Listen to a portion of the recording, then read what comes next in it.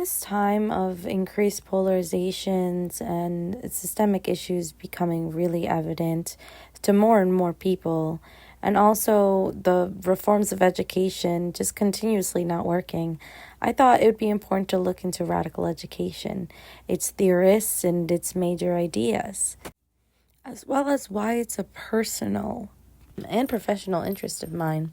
And I also wanted to include a conversation with my younger brother about the current education system and the issues in the education system. I found this related to radical education because radical education is all about hearing from students. It's about hearing from students to be able to create curriculum that is relevant and that is also transformative. And that's kind of a mix of all of my research, really, because I'm mixing Freire and Horton and Hooks and love all into one, because that's really what it is. It's community. It is, learning from each other. It's solving problems. It is learning from other people and their perspectives. It is also being joyous and it just radically imagining what is possible in the education system.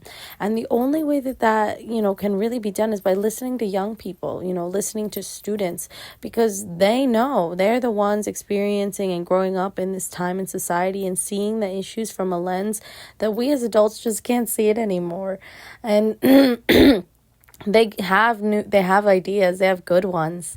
And when given the chance, they can really just change the world. So I wanted to have this conversation with my brother and, see what he has going on in his head and how those ideas can help us as radical educators. So again, I wanted to talk about my personal and professional interests. One of my personal interests in radical education is because, boy, have I been radicalized. I have wanted to get to the root of every single problem for a while now. And it's been a journey. It's been a fun one. It's been an interesting one. It's been joyous. It's been difficult. It's been everything.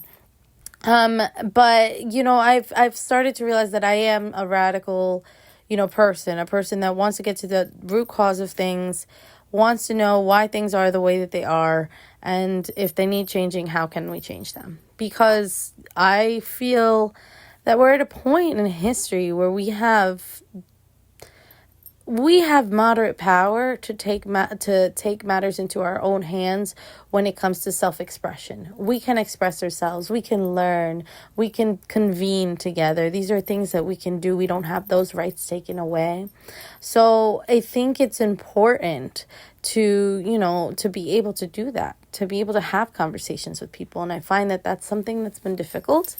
And I think it's been hard because we don't prioritize that in the place we spend a lot of time in. Schools. We don't prioritize having conversations and discussions with each other, learning from each other. It's very rote memorization. It's very boring and repetitive. So, that's something I experience, and that's something I know my brother has experienced from hearing, conversations around the dinner table about how school is going and so on and so forth, and also just hearing his visions for the future.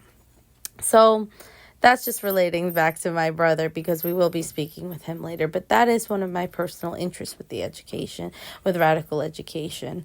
Because I do believe that we as people have the power to change our circumstances.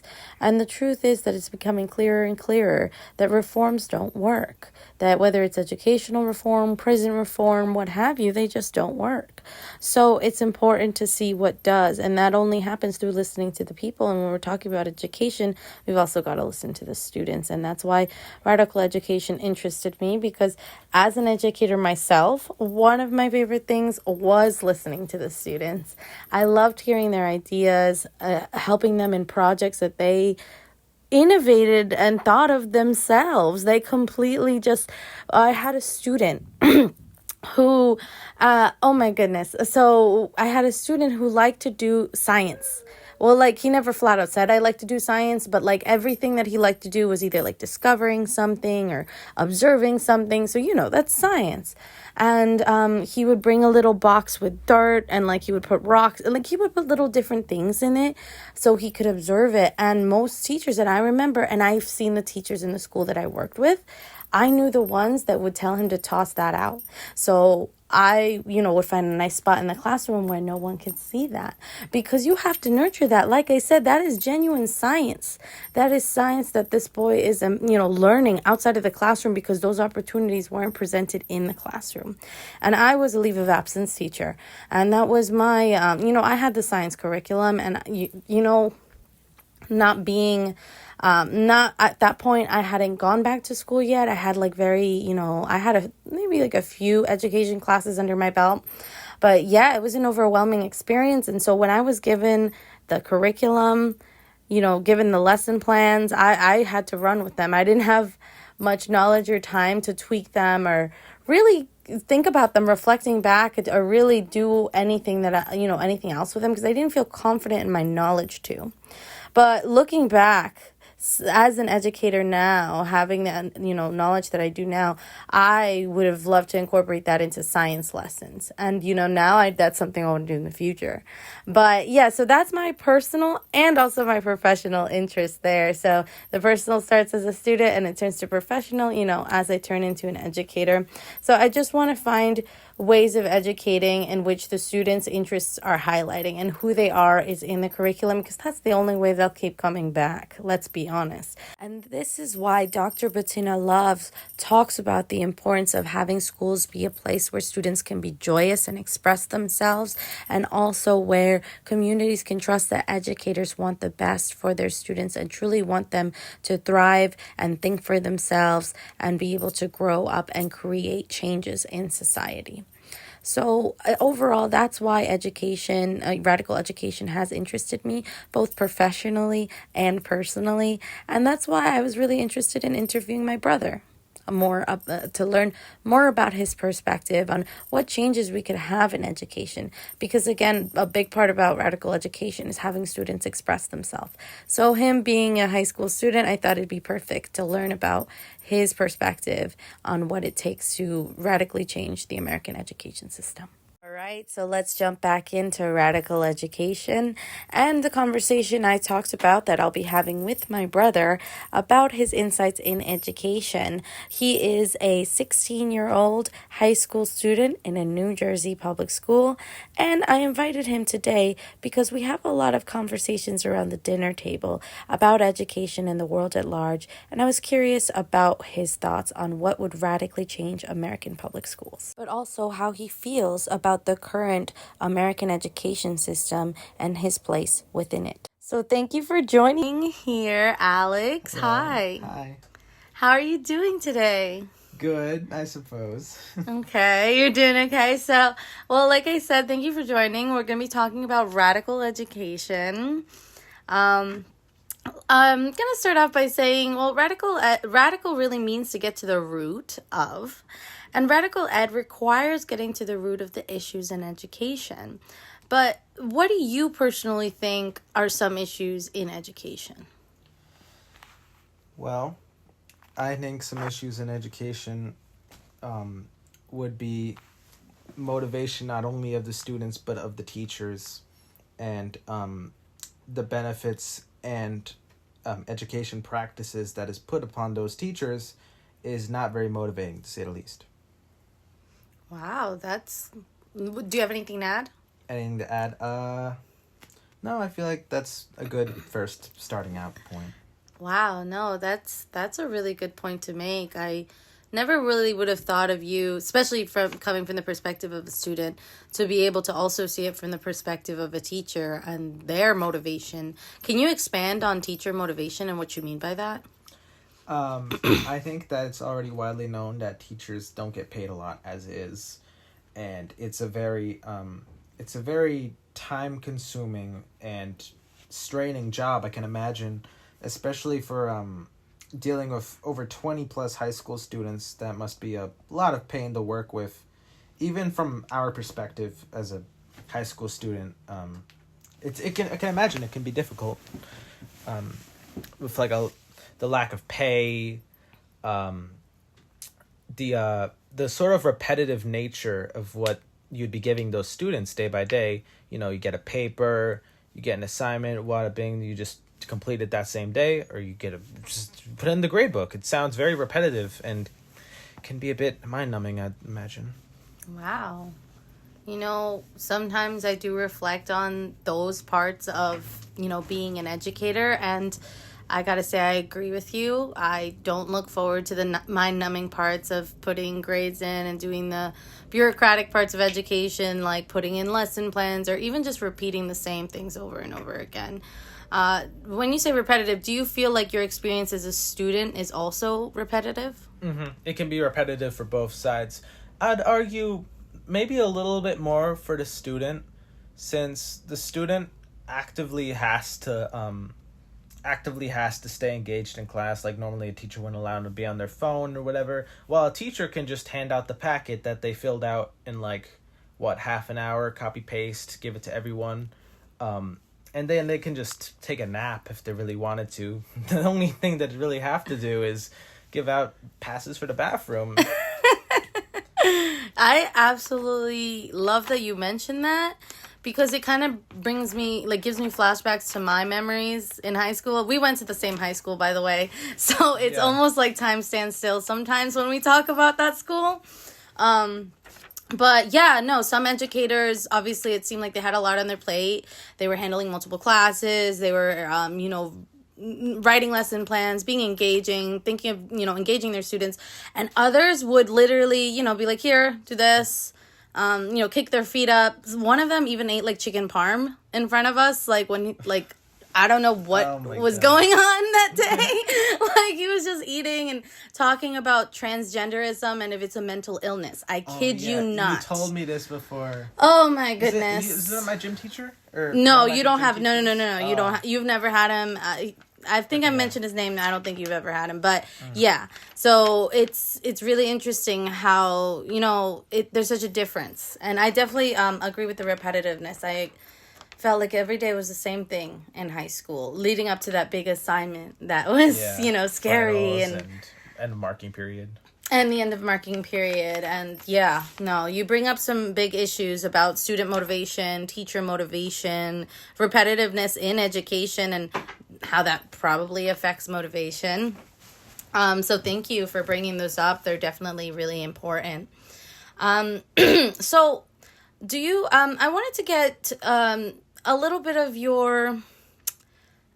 more insights on your feelings in school. So now I get to see your insights on the issues, but how does it feel right now going to school every day? What does that feel like for you? It feels very tiring, and that has to go with the repetitive nature as well. So if for example, back in middle school, we used to have A and B days, which means that on Mondays, let's say I'd go to science class, while on Tuesdays, I would go to history class instead of, chemistry or science class. I went for fourth period. Now, that made the days much less repetitive, and that's why, for one reason, middle school has that edge over high school. Because I would much rather prefer that than... Right now, I'm in health, and we used to have gym. What if we had A and B days again, as if to where it went gym one day, and then we have health the next day? That would be much better for me personally, because it'd make each day a little different. Oh, wow. I actually really like that idea. I know some schools implement that. I guess it depends on, what the administration decides. But, yeah, that would definitely switch things up so that you can have a different experience every day, or, just not have that repetitiveness. Especially if, you don't like the class very much. At least you could look forward to the next one. So that totally makes sense. So I see that I really like how you're giving some ideas about what you think your education should be like. Do you think your education right now is meaningful, or do you have any meaningful experiences right now in your school classes? Meaningful, you mean things that make me think, things that make me really get the information I'm learning, right? Well, also just, things that you can connect with, things that make you maybe that you're not going to forget about after doing the assignment. Have you ever had something like that happen in school? There's only a select few points in my school experience where I can say that I kept the information up till now and I'm using it actively. But besides that, it's you just get the assignment done. It's you do this, do that, you move on to the next grade. I can't really say I've grasped anything meaningful as of late. Wow. I I feel like I agree with you there. I'm not like right now in college, but when I was in high school, nothing felt meaningful. Some things even felt dumb.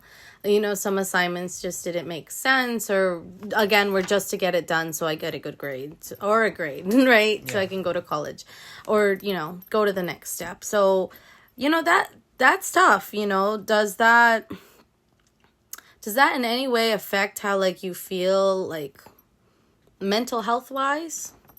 Mental health wise, yes. The repetitive nature again, mental health wise, it isn't very nice on the mind. Let's say, because some days I find myself not even wanting to go to bed sooner, and then it just means I go back to school sooner. Because it's just I don't want to do that when I could just be sitting here and playing games. I mean, I get that. That's the honest truth.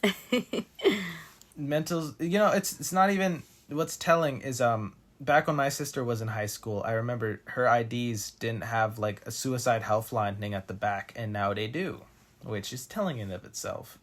Wow, Alex, I didn't make that observation. And I mean, it's important that that is there now. Yeah. But it does raise attention to the increases in these, mental health issues and, how it's affecting so many young people. And would you say that's connected to schools? I mean, if the school felt it necessary to put the hotline at the back of the ID, well, that just says more about how our society is growing as a whole, mental health wise. Oh, that's true. It really does say a lot about our society. But, some could argue, schools are the hub of society. That's where people learn how to be a part of society. So it really is affecting from that level to every level, as you mentioned. So, thank you for bringing up these issues. That's a huge reason as to why I researched radical education, and I chose to research about different theorists in radical ed and how this could be implemented in schools and maybe affect or impact or be able to alleviate some of the issues that you mentioned when it comes to motivation, how everything feels repetitive, or, issues even on mental health and how schools are not very happy places to go to. It sounds like you dread going there. Yeah, no. Yeah.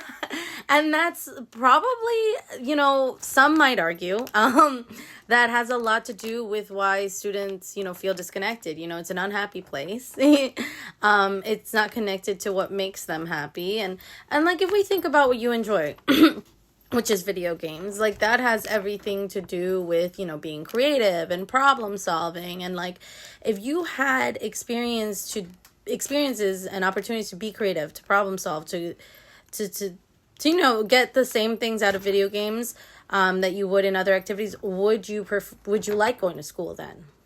Would I like going to school if it offered a more what are you trying to say, a more exploring new things kind of teaching method? Maybe to specify more, would you appreciate if the lessons that you learned incorporated things that you do and the things that you love, like video games? What if you got to create something like a video game? What if you were creating a board game about an event? I don't know, just spitballing things here. But I don't know, what if education could what if educators could consider your interests and find ways to put that into the curriculum? Would that feel like you would not dread school then? Okay, so what I'm thinking about, the type of games I play are kind of action, adventure, puzzle solving. And what that means is I'm a curious person. I like to find new things, and I like to explore, and that also goes into my ADHD. I'm very spontaneous. I do things, I see things, and the simple act of doing that brings me some excitement, right? In school, though, you sit down at the same spot, typically the whole 40 minutes, and you just expect to either type on a Chromebook or you write on a paper. And that can be very tiring, especially for someone like me. And for someone not like me who doesn't have ADHD, that also is tiring. Everyone around me just looks so miserable in the morning. Like, in my math class, barely anyone talks unless they have a question or anything. Me and my friend Steven are the only people who talk there. Only people. Everyone else dead silent. It's sad. Did I answer your question or no? No, yes, you did answer my question. I thank you for your insight because, yeah, schools should be places where students can see themselves and their interests and feel joyous in school and not miserable and feel able to communicate and speak with each other and be a part of a community. So I'm hearing that you would appreciate more opportunities to problem solve and explore new things and maybe even be able to be creative and use imagination so that you feel really connected to what you're learning. Actually, through my research in radical education, I found that maybe students can talk to teachers about the curriculum or like about lessons they'd like to see. I don't know. Or like maybe if you got to research that, like for a history class, like what's the history of video games? Like that has a lot to do with culture. I feel like you'd learn a lot along the way. And would that be something fun for you? Yeah, it would be. I would be interested in reading an article about the history of games. Yeah, so just like, I don't know, and just I asked that because a lot of what I was finding in radical education theories is that radical educators aim to have their students' interests, their students' joy, things that relate to their students in the curriculum so that students can actively engage in the education and feel, responsible for it. So they'll contribute to it, right? And then they'll be able to talk with each other and form a classroom community where instead of everybody being miserable and not talking to each other in class, you're kind of like, oh, hey, it's you. Remember that idea we were talking about? Or just like where you get to actively participate in your learning instead of sitting down, writing things down. Before, for me, it was writing things down on paper. For you, it's typing things in a Chromebook. Isn't it crazy? Yeah. That changed. The activity is practically the same, but the device is different now. 10 years later. Yeah, so sorry, I was getting off track for a little bit, but yeah, relating that to radical education, I genuinely think that could be the answer to get students to be like, okay, I'm here for a reason. I'm learning things that, make me happy or connect me to people. And like, you guys learn about each other. Like, what if you guys were actually a classroom community? Like, do you remember what that was like in elementary school? We kind of had something like that. I remember that, yeah. Every teacher would actively talk to the students and, like, bring up new ideas besides just the subject they're teaching. Like, my teacher, my Spanish honors teacher, Mr. Martinez, everyone loves him in the classroom because... He's great. Yeah, I had him too. He's very fun. He brings a lot to the table every class. He always is just in a good mood and ready to teach us Spanish, and he makes it fun too. We do different things every day, even when it's as simple as note taking. He still lets us have some time to talk amongst ourselves and talk to him too. As I said, everyone loves him, and he makes the classroom a really nice environment. Thank you for bringing that up, because isn't it amazing that like it's rare that that teachers will let you like express yourself? Like something as little as just having a conversation with a classmate is usually forbidden, right? Yeah. And yeah, Mr. Martinez was dope, honestly. He was really great. He did always ask for our opinions. He would, like, it was funny, like, he would sometimes just ask for our opinions on random things, and it really made us feel like we mattered, you know? Like, or I was reading a book, like, what book are you reading? So many teachers don't do that. And, like, I think it has a lot to do with the motivation, again. Like, they're just tired, probably trying to get through the day just as much as you are, which stinks. So I do believe the education system can radically change. Well, we're on a roll here. We've had a few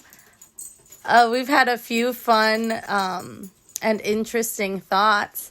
And I want to ask you maybe just a few more questions because thank you. It's so fun hearing your insight, especially because you're still in high school and you've got so much to accomplish and do so far, and you have accomplished so much, and I'm really intrigued to see what you'll do in the future. Thank you. Of course, but I just want to ask, speaking about, just being connected to the lessons that you learn, if you could create a curriculum, what would you include? If I could create my own curriculum, I think that, first off, 8-hour school days are a little too long. Now, what would be a better idea, right, is what if, I know some schools in Canada or other places in the world do this, but what they do is they do for 7, all right, so thinking about it right now, they do for 7 days a week school, but you get holiday break times 2. There's 4 of those long breaks throughout the year. Oh, that sounds nice. I think. Yeah. and they also have 6 hours a day instead of 8. Oh, okay. That's pretty cool. So that would cut it down to, what's 6 times 7? 30 hours a week. Mm-hmm. Or wait, did I say it was a full week? I said it was a full week. Yeah, you said 7 days. Okay, so that'd be... You said 7 times 6? That's 42 hours a week. Yeah. It's about the same. I think that'd be better too, along with a way to... Now, the education system, it's funded by the government, right? It depends on the government. It's funded by the federal government and the state government, but mostly by the state government. The federal government gives very little, less than 10%. Right. So if they were to give more money, I think that, sadly as it is, money does motivate a lot of people. So giving the teachers more money, and yeah, back to that. That's not wrong. And therefore, objectively better lives with more money, they'd probably feel a little bit happier and maybe a little bit less tired.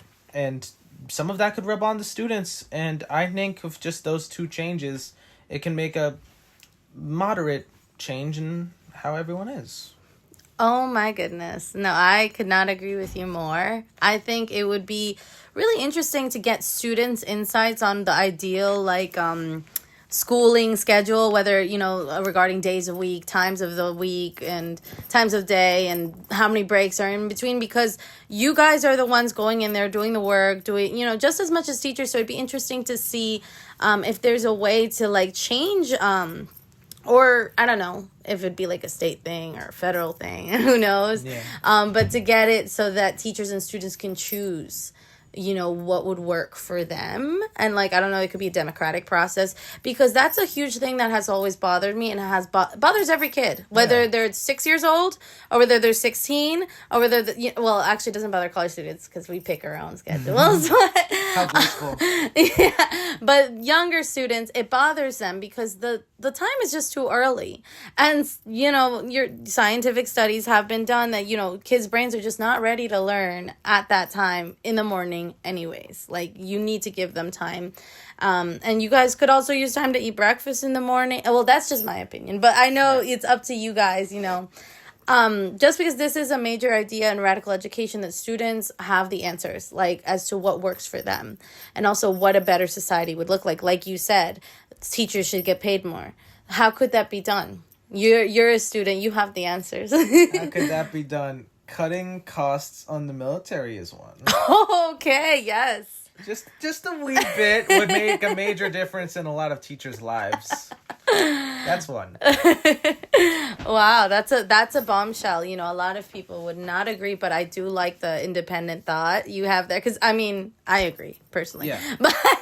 But no, that would be a huge that would be something, wouldn't it? Because it would drastically change teachers' lives. Mm-hmm. It would drastically change maybe, I don't know, how teachers feel, the well-being that they feel, and the amount that they could give to their students. Yes. Because the students deserve, someone to listen to them, to see them. And it's so hard to do that when you are burnt out. So thank you for bringing these points up. I did not think we would be talking about teachers at all. I thought we'd be only focusing on students, but it just shows, you're a very insightful young man. I don't have, I'd like to not have a tunnel vision. I want to see the big picture instead of just focusing on, like, my quote-unquote people, the people I hang out with most of the day. It's also important to, you said, we're thinking about the root of the problem. And part of the problem is the educators that we're getting ourselves. That's why it's important to focus on them. That's so true. I thank you for saying not tunnel vision. It's good to see other people's perspectives. That's another, major factor in radical education. And I think that's why, I think this conversation, if anything, proves that students are yearning for, real opportunities to think and solve problems. And and you're not given that. You're told, here's a definition, remember it, write a paragraph about it or something. You know what I'm saying? So... No, but I want to say thank you so much for this conversation. Of course. I feel like I've learned... Oh! Yeah. Me too! I feel like I learned a lot, and you've given me a lot to think about, too. Just like, as, an adult, it just becomes more clear and clear when I speak to young people that you guys know what you're talking about when we engage you in real conversations and not just, nonsense or whatever. Right. Is there any final thoughts you'd like to add, or maybe any final shout outs about educators that have gone that extra mile to give you lessons where you feel engaged? Not really. No, I have no closing statements or anything. As my sister said earlier, my name is Alexander Chassie. I'm her brother. I'm 16 years old, and this is a really good podcast. This is my first ever podcast. Thank you for inviting me on. Of course, thank you.